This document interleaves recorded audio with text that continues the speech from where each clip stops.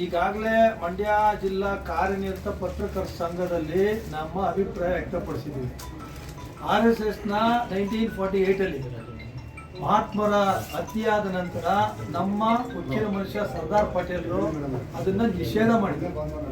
ತದಾದ ನಂತರ ಇದೇ RSSನವರು ಭಾರತೀಯ ಸಮಾಜದಲ್ಲಿ ನಾವು ಸಾಂಸ್ಕೃತಿಕ ಸಂಘಟನೆಯಾಗಿ ಮಾತ್ರ ಉಳ್ಕೊಳ್ತೀವಿ ಅಂತ ಮುಚ್ಚಳಿಕೆ ಬರ್ಕೊಟ್ಟು ಆ ನಿಷೇಧವನ್ನು ವಾಪಸ್ ತಗೊಂಡಿದ್ದಾರೆ. ನಮ್ಮ ಪ್ರಶ್ನೆ ಇಷ್ಟೇ, ಅವರು ನಿಜವಾಗ್ಲೂ ಕೂಡ ಭಾರತ ದೇಶದಲ್ಲಿ ಸಾಂಸ್ಕೃತಿಕ ಸಂಘಟನೆಯ ಉಳಿದಿದ್ಯಾ ಅಥವಾ ರಾಜಕೀಯ ಸಂಘಟನೆ ಕೆಲಸ ಮಾಡ್ತಾ ಇದೆಯಾ ಅನ್ನುವಂಥದ್ದು.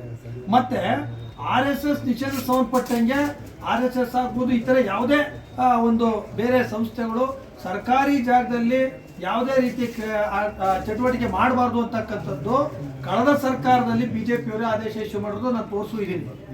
ಈಗ RSSನವರು ಅದು ಕೇಳಬೇಕು, ಬಿಜೆಪಿಯವರು ಯಾಕೆ ಉಳಿಡ್ತಾ ಇದ್ದಾರೆ? ಬಿಜೆಪಿಯವ್ರು ಯಾರು ಕೇಳಕ್ಕೆ?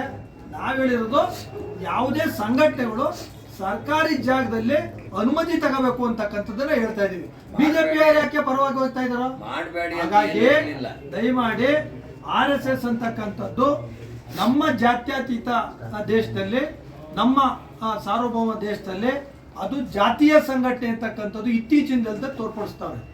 ಮತ್ತೆ ಬ್ರಿಟಿಷ್ ಗೆಜೆಟಿಯರ್ ಹೇಳದೆ ನಮ್ಮ ಈ ಒಂದು ಆಡಳಿತದಲ್ಲಿ RSSನವರು ಬ್ರಿಟಿಷ್ನವ್ರನ್ನ ಯಾವತ್ತೂ ಕೂಡ ವಿರೋಧ ಮಾಡಿಲ್ಲ ಅಂತ ಬ್ರಿಟಿಷ್ ಹೋಮ್ ಡಿಪಾರ್ಟ್ಮೆಂಟ್ ಅವರ ಹೇಳು ಕೂಡ ಇದ್ದಾರೆ. ಸ್ವತಂತ್ರ ಹೋರಾಟಕ್ಕೂ ಅವ್ರ ಕೊಡುಗೆ ಇಲ್ಲ, ನಮ್ಮ ಜಾತ್ಯತೀತ ದೇಶಕ್ಕೂ ಅವ್ರ ಕೊಡುಗೆ ಇಲ್ಲ. ಅದು ಒಂದು ವೈಯಕ್ತಿಕ ಸಂಘಟನೆ ಅಷ್ಟೇ. ಜೊತೆಗೆ ನಮ್ಮ ರಾಷ್ಟ್ರದಲ್ಲಿ ಅಥವಾ ಇಡೀ ಜಗತ್ತಲ್ಲಿ 100 ವರ್ಷಗಳಿಂದ ಯಾವ್ದಾದ್ರು ಒಂದು ಸಂಘಟನೆ ರಿಜಿಸ್ಟ್ರೇಷನ್ನೇ ಮಾಡ್ಕೊಂಡು ಕ್ರಿಯಾಶೀಲವಾಗದೆ ಇದ್ರೆ ಇದೊಂದೇ. ಯಾಕೆ ರಿಜಿಸ್ಟ್ರೇಷನ್ ಮಾಡ್ಕೊಂಡಿಲ್ಲ? ಒಂದೇ ಕಾರಣಕ್ಕೆ, ಬೈಲಾ ಕೊಡಬೇಕು, ಆಡಿಟ್ ಕೊಡಬೇಕು ಅಂತ. ಮೊದಲು ಅವರು ರಿಜಿಸ್ಟ್ರೇಷನ್ ಮಾಡ್ಕೊಳ್ಳಿ ಕೇಳಿ, ಕಾನೂನು ಪ್ರಕಾರ ಅವ್ರು ಬೈಲಾ ಕೊಡಕ್ಕೆ ಕೇಳಿ. ಅದಾದ ನಂತರ ಬೇರೆ ಚಟುವಟಿಕೆಗಳೆಲ್ಲ ಭಾಗವಹಿಸಬೇಕು ಅಂತಕ್ಕಂಥದ್ದು ನಮ್ಮ ವಿನಂತಿ. ಬಹಳ ಮುಖ್ಯವಾಗಿ ಸರ್ಕಾರ ತಗೊಳ್ತಕ್ಕಂಥ ತೀರ್ಮಾನಕ್ಕೆ ನಾವೆಲ್ಲರೂ ಜವಾಬ್ದಾರಿ ಇದೀವಿ, ಬದ್ರಿದ್ದೀವಿ.